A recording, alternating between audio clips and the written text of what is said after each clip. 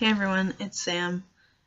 So today I'm going to talk about binding, and I'm going to do a review of my binder, tell you the pros and cons of my experience with binding, and I want to tell you some safety tips, and then I'm also going to show you how I wash my binder and take care of my binder. I have the Underworks 997, it's the... This is the only one I have. I haven't tried other ones, so I'm only going to be talking about this one. I bought my binder the very last week of April last year. It was like the second to last week of school. So, well, okay, I bought it early April, but Underworks takes forever to ship their products, so it took like 3.5 weeks for it to get here. I actually had a couple problems with it. I ordered it and I waited for like 2 weeks and I still didn't get a notice that they had shipped the product yet, so I sent them an email asking if I was ever going to get my package, and then they called me back a couple days later, and I don't know, they were kind of weird. It sounded like they were sitting in a cafeteria or something. It didn't sound like they were in an office, and they misgendered me on the phone. They called me ma'am, and I asked them not to call me ma'am. Underworks is not specifically for trans men. There's like a subcategory of the website for trans men, but it's also for cis men. But I don't know, I was unhappy with that phone call. I ordered the large, but then I realized that the large was probably going to be too small for me because I'm pretty big. And the sizing is based off of how wide your chest is, so I was like just on the cusp. So on the phone I asked if I could switch to the extra large because I knew that the large was going to be too small for me. I haven't worn a bra with a cup size in a very long time, so I don't know what my chest size is right now, but I would probably say like a D.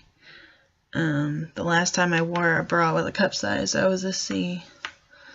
Although, come to think of it, I was like spilling out of the bra, so I don't know. I didn't know how to size my chest when I wore bras. So after the phone call, I got an email saying that it shipped like 2 days later, and it came like a week after that. So if you go through Underworks, it will take a long time.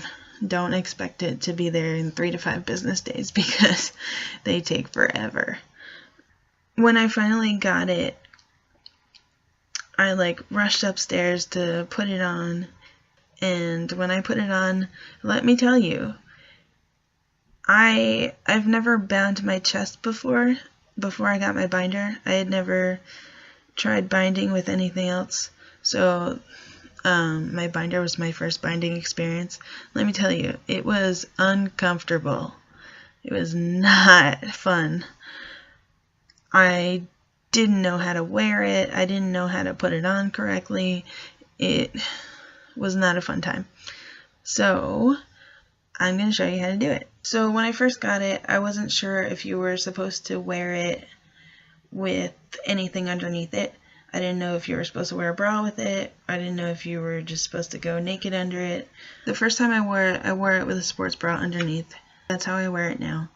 I read somewhere online that you can wear a tank top or a light t-shirt underneath it to help because it does irritate under your arms here.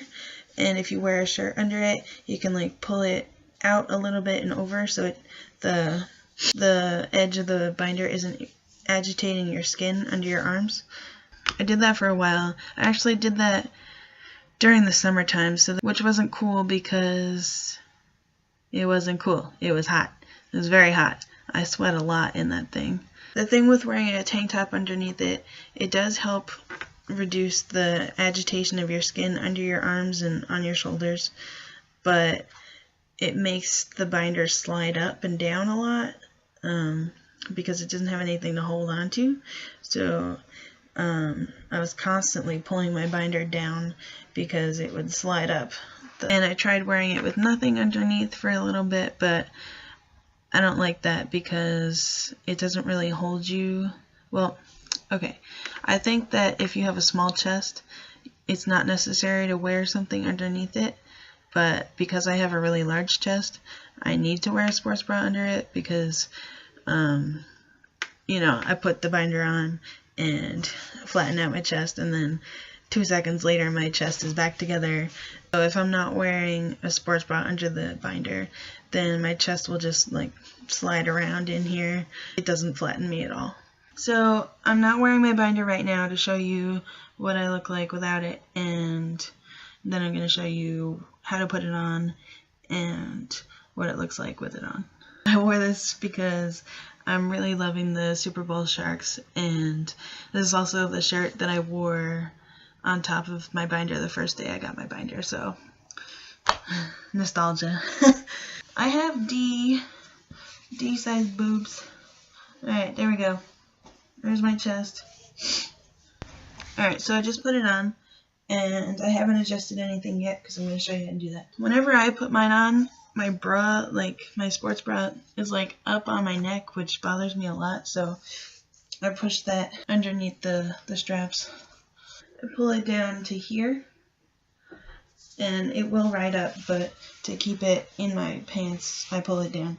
What you do is, you want your chest, you don't push them up because that'll just bring it up, and you know, you're not flattening. What you need to do is push it down and out. So I just go like that.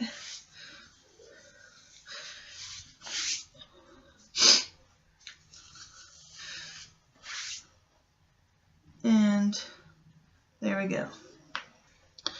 So here's me with my binder on. I'm pretty straight down the front. I mean, I have a very large chest, so it's not going to be completely like flat against me, but this does well enough for me to pass. It also sucks my tummy in a little bit, so that's cool. Now, because I do have a big chest, I'm like constantly adjusting myself because my boobs do slide together a bit, you know, so I have to push them back out to the side. From the side, it does look a little like there's a crease here because there's so much tissue, it like folds over itself. So I've been binding for like close to 9 months now, so I've gotten used to the way it feels. Now I rarely ever leave the house without it on because it makes such a big difference, and if I'm not wearing it, I can feel my chest, like I can feel how big it is. When I'm wearing my binder, then I feel pretty flat, and I feel good about myself. So I'm gonna give you some pros and cons now. This video might be in 2 parts because it's long. Pros: flattens my chest. Like I just said, it makes me feel good about my chest. I touch my chest a lot like this, and my mom is always like, would you stop touching yourself? And I'm like, no. So I like to touch my chest a lot. Like I said earlier, it flattens my stomach a little bit. I pass a lot more as a guy with it on than when I'm not wearing it, although people look at my chest a lot to determine my gender because my face could go either way, I think. So like at work, when people go to ask me a question, they'll like stare at my chest, and I'm like, can I help you?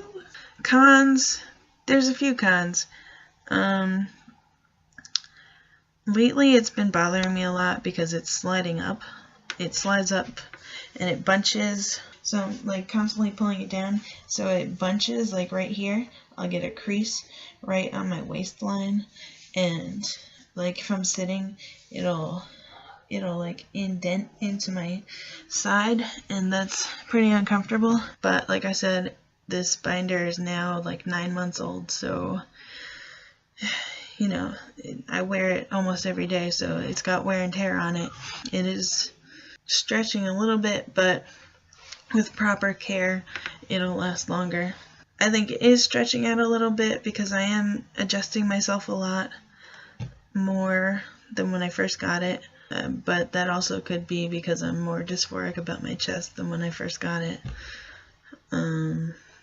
So I'm not really sure about that. Now I'm just going to tell you some safety tips about binding. It's recommended that you don't wear a binder for longer than 8 to 12 hours a day.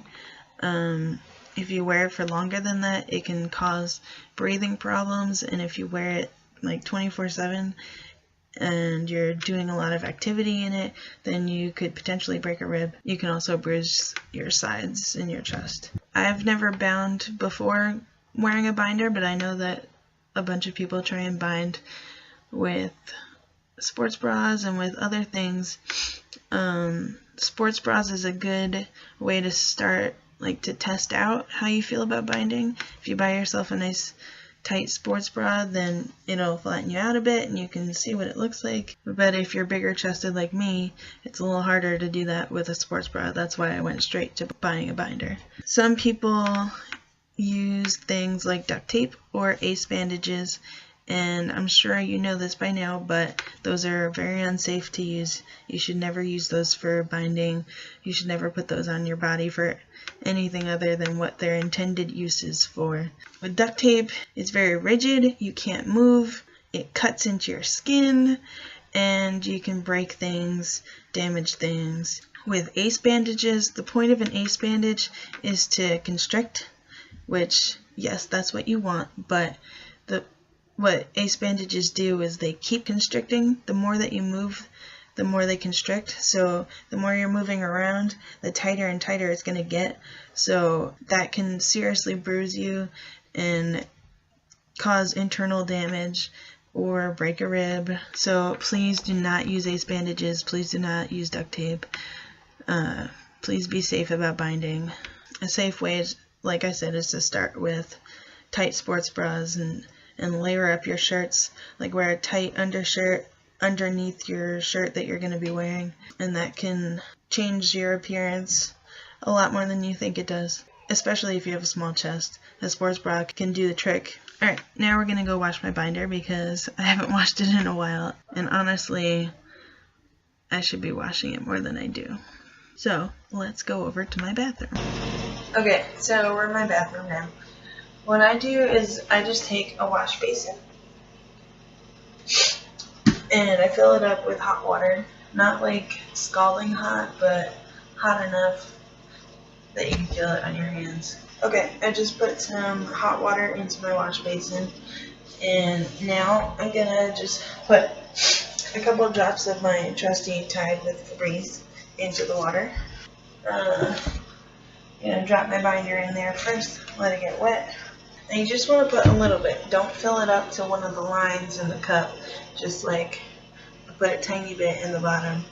If you put in too much, then you'll never get the soap out of your binder.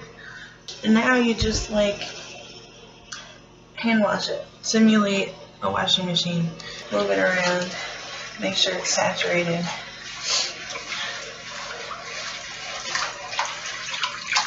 Okay, so I usually leave it to sit in the water for like 10 minutes, and then I'll come back getting the deodorant stains off of it, and it's nice and clean and it smells nice. Then I'll come back in like 5 more minutes and I will rinse it out. Okay, so I rinsed out all the soap from my binder and I have hung it up to dry in the shower here, and it drips, so I put the wash basin underneath it.